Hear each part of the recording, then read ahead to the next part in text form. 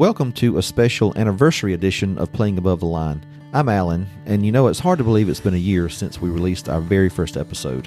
And over the past year, we've had the privilege to interview many wonderful leaders from our community and in some cases from around the country. We've learned a lot about leadership, and we've been exposed to some great insights on what it means to be leaders and entrepreneurs. Dennis Sharon, my co-host, likes to say, and I'm sure he's probably said it more than once on the podcast over the past year, but he says that life is your leadership class. And he's right. We can learn from the situations we face and the people that we meet every day of our lives. And that's definitely been the case with us over the last year, as we've had the opportunity to learn something about leadership and entrepreneurship from every one of our guests. But we haven't just learned about those things. We've been exposed to new books and authors and podcasts that each of our guests have found inspiring or entertaining, or hopefully both. We've learned where they would take that little alien when he walks down the ramp from his spaceship. We've learned what advice they would give their 18-year-old self, and where they would go if we gave them access to the HB&K jet, which, by the way, Dennis has still not let me get. So I say all that to say this. We've learned a lot over the past year, and we hope you have too. To celebrate the one-year anniversary of Playing Above the Line, we recently hosted a reception at Steelwood Country Club for all of the guests that we have interviewed over the past year. And it was great to catch up with them and visit with all of them, and we thought it would be fun, in honor of this special occasion, to take you to the reception and let you hear from some of them again as well. We hope you enjoy this little trip down memory lane. Welcome to Playing Above the Line. We're a podcast that takes a peek into the daily lives of community and business leaders. Each week we uncover different views of the path to growth, leadership, and achieving success. I'm Dennis Sharon. And I'm Alan Cave. Dennis and I are both shareholders at Hartman, Blackman & Kilgore. We're a full-service accounting and business consulting firm. As CPAs, we've had the unique opportunity to work with many different leaders and decided we wanted a way to share their incredible stories that we've learned along the way. All right, we're here at the Playing Above the Line reception. We're going to have our first guest kind of step in the hot seat. So tell us who you are and what you do. I'm Aaron Milner. I'm the superintendent of Saraland City Schools. All right, Dr. Milner, good to see you again. So tell me, what are you most excited about right now in your life, professionally or personally? I tell you both. Personally, you got to thank God when things are going well for your family. Child doing well in college, making that transition, and a high school student doing well, and loving wife, so can't beat that. And then professionally, school system that's growing, seeing children benefit from the services we provide, and seeing a community that's thriving off of our school system. So all those things, just feel very blessed right now at this time of Thanksgiving. That's great. Well, speaking of Thanksgiving, so we got that holiday coming up. All right, besides turkey and dressing, what's the one thing you have to have on your table for it to be Thanksgiving? Ooh, turkey. And no pressure, your wife's right behind you, so it's got to be something she makes, I'm sure. Right. She makes a macaroni and cheese dish that is really good, and our boys love it, and so do I. And so we'll have that with dinner that afternoon. And then also we'll have about 5 different desserts, and that ends up being great also. So pecan pie right after dinner. They all want to wait, and I'm always saying, we can go ahead and have dessert now. Let's go ahead and do it. So that'd be about it. Nothing wrong with that. Well, Dr. Miller, good to see you again, and thanks for spending a couple of minutes with us. All right, we're here with our next previous guest, so tell us who you are and what you do. CJ Ezel, I'm Point Clear Networks and Red 5 Agency. CJ, good to see you again. So if you could have one superpower, what would that be? One superpower, probably invisibility. Would you use that for good or evil? I guess it probably depends on the day. I understand. So just tell us a little bit about what you're most excited about right now, either professionally or personally. Well, I'm really excited about Q4 is traditionally a busy time of the year for us in both of our businesses. So, and we're on track to do well. So excited about that and thankful for that. Very good. CJ, good to see you again. Thank you. Okay, here we are with our next previous guest. So tell us a little bit about who you are and what you do. My name is Ben Bloom. I'm the manager of the Cypress Gift Shop at Five Rivers. All right, Ben, good to see you again. All right, so here's the question I have for you. So the zombie apocalypse is coming, right? Who is the one person that you got to have on your team? My wife. Oh, I like it. Zombies beware. She's got this on lockdown. She's done a lot of community what-if games, and she always comes out the winner. I'm going to take her, thanks. That's very good. That's a great answer, by the way. Is she a prepper? Not a prepper, but she can hold her own. She can hold her own against a zombie. All right, good. All right, so coming up on the holiday season, so what's the best Christmas gift you got as a child? Best Christmas gift I got as a child, I loved Legos. I love playing with Legos, all variety of them. You mix and match. I mean, it's Legos. Come on. Can't beat Legos. All right, thanks, Ben. Appreciate it. So, all right, here we go. Our next guest. I'm Rick Miller, and at 5:30 I have to think about what I do, but normally I run a Hatch entrepreneurial incubator and then, just hang out with you guys. Thanks for coming to our little celebration. We appreciate that. So I got a couple of questions for you. All right, here's a good one. So if you could add any one person to Mount Rushmore, who would you choose and why? Oh, start with an easy one. Okay, yeah, thank you. I'd add Jesus. I mean, what more can you say about that? Yeah, hopefully that'll be the last question, but keep going. We got one more. Okay. So what stations do you have on your heavy rotational series? Classic rock, workout rock, the blend, contemporary Christian, and I think there's a smooth jazz in there somewhere. Very good. All right, so speaking of Hatch, what are you most excited about going on at Hatch right now? We got 2 or 3 companies, Alan, that are really going to make it, that they've developed a team of hydroponic farming, a product that's going to do data visualization and forecasting for your firm and others. So I think finally after a year we've got a couple of companies that are in a position where they're going to create jobs and bring some more technology here. Nothing wrong with that. Rick, thanks a lot. So we're going to turn the tables a little bit. I have with me Diane Anderson, who was one of my co-hosts while Dennis was on sabbatical. So we're going to do the Q&A with Diane. So Diane, I've got a couple questions for you, okay? All right, the first one is, let's find a good one. All right. I've mentioned on the podcast several times about the little alien that comes and asks people where they would take him if they said, take me to your leader. So if the little alien came and he said, do you want to go home with me? And he'd bring you back, of course. But he wanted to invite you to his house up on Mars. Would you go with him? Absolutely. I mean, I'm hoping that he would teach me some, Martian cuisine. And surely there would be some great Martian wine that I haven't, partaked in. Is that the right word? Partaked in? It is now. Yes, okay. Yes, absolutely I would. Love to meet his family. I like it. All right, so if you were to ever have your own late night talk show, who would have to be your very first guest? Jimmy Kimmel. Really? Absolutely. I mean, he is just, entertaining, full of life. He's so used to entertaining and being exciting and interviewing people that I would like the roles reversed like you're doing now, and for him to be on the other side and to be able to, have it thrown at him. Absolutely. Great answer. See, this is not that hard, Diane. All right, last question. We're coming up on the Thanksgiving season here in a couple of weeks. So what is, when you think about your life professionally, personally, what's the one thing that you're thankful for this season? Okay, I can't do one. Okay, more than 1, 2, 3, whatever. It's got to be 3. Okay. Okay, my health, my family, and my friends. Oh, and my job. The job should have been number 1, I'm just saying. But save the best for last.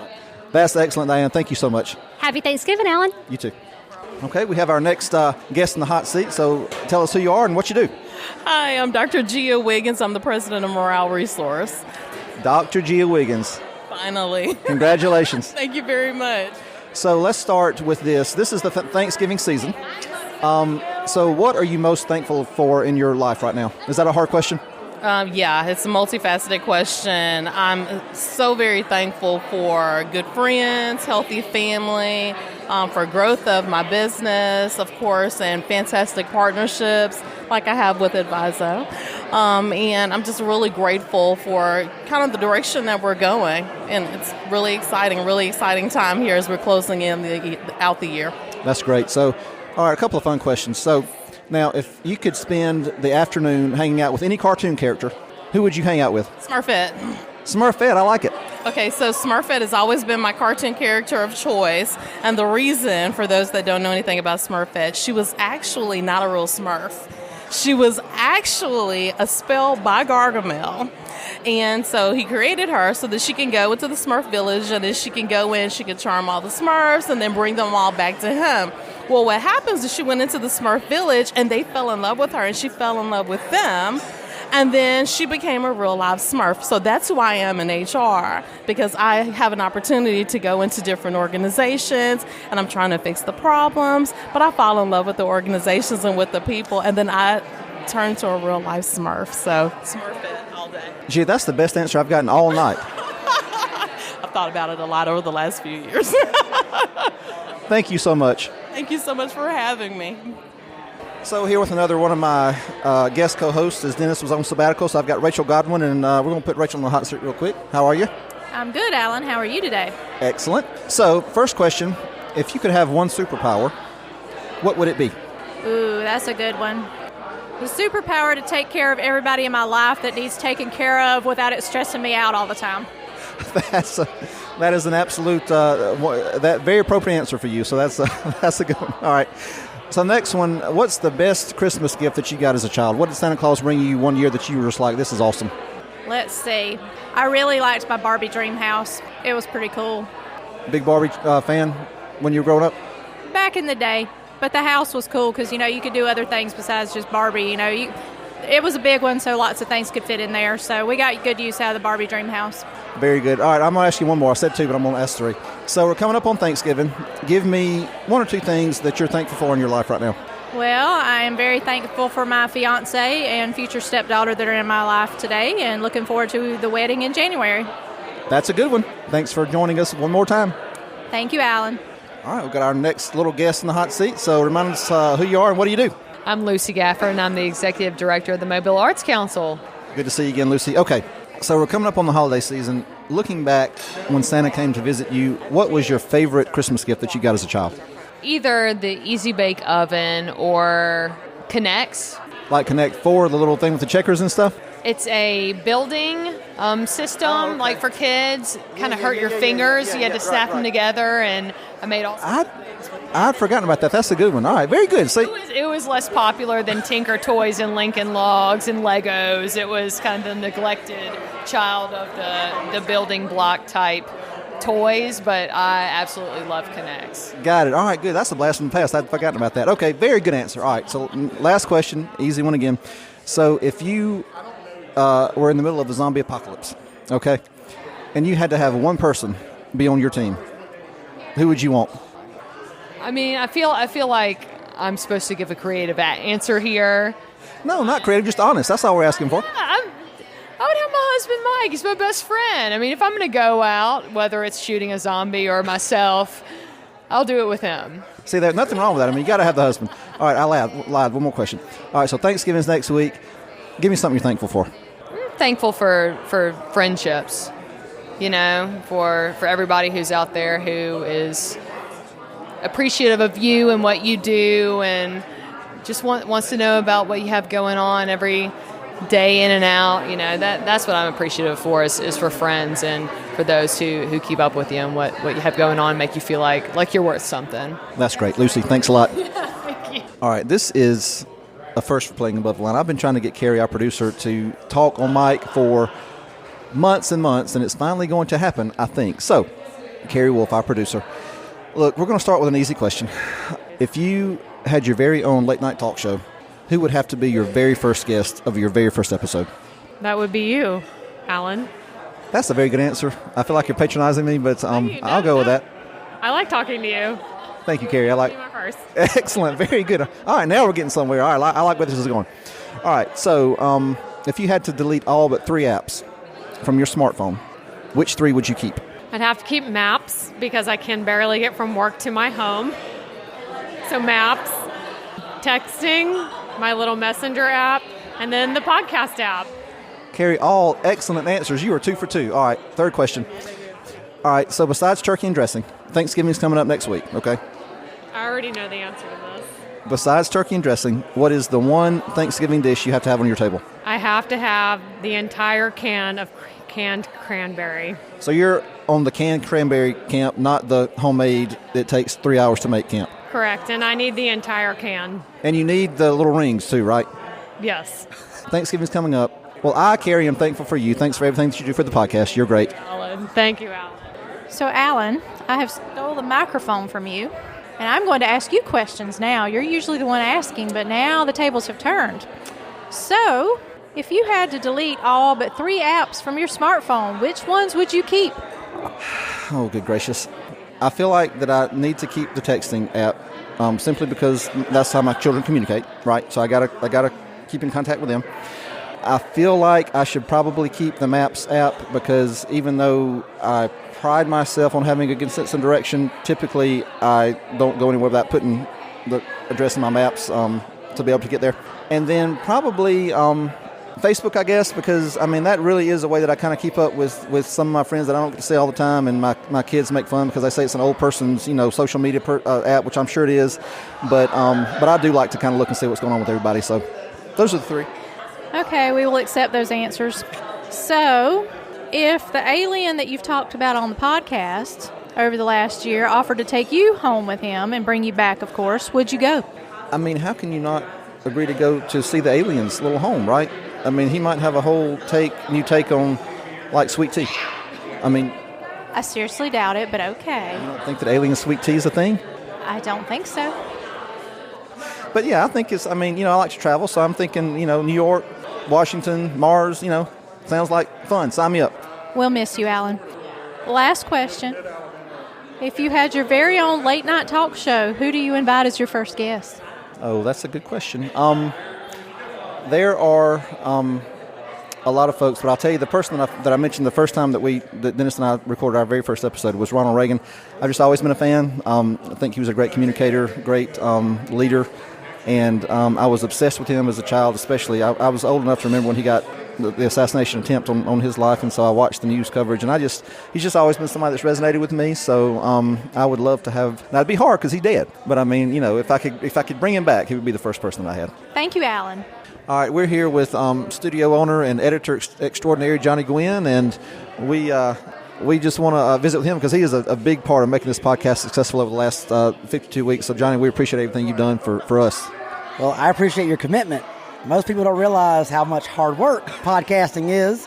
It's not just showing up with a microphone and a guest, and I appreciate the hard work and your diligence and doing some good shows. Well, you make us sound great, which is hard to do, so we appreciate that. So Thanksgiving's next week. Talk about a little bit about what you're thankful for in your life right now and just kind of what's going on with, I know you've got the new space over at Deep Fried Studios and the Container Yard, so talk a little bit about what you have going on and kind of what you're most thankful for right now this time of year. I am thankful for I get to work for myself because I've said this before, I think I'm unemployable.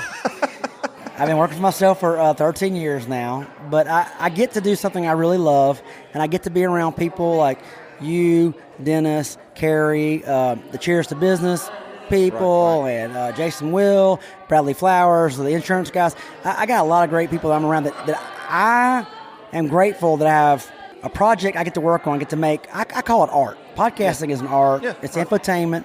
You know, I always want to be a musician. Right. And I feel like I'm making records.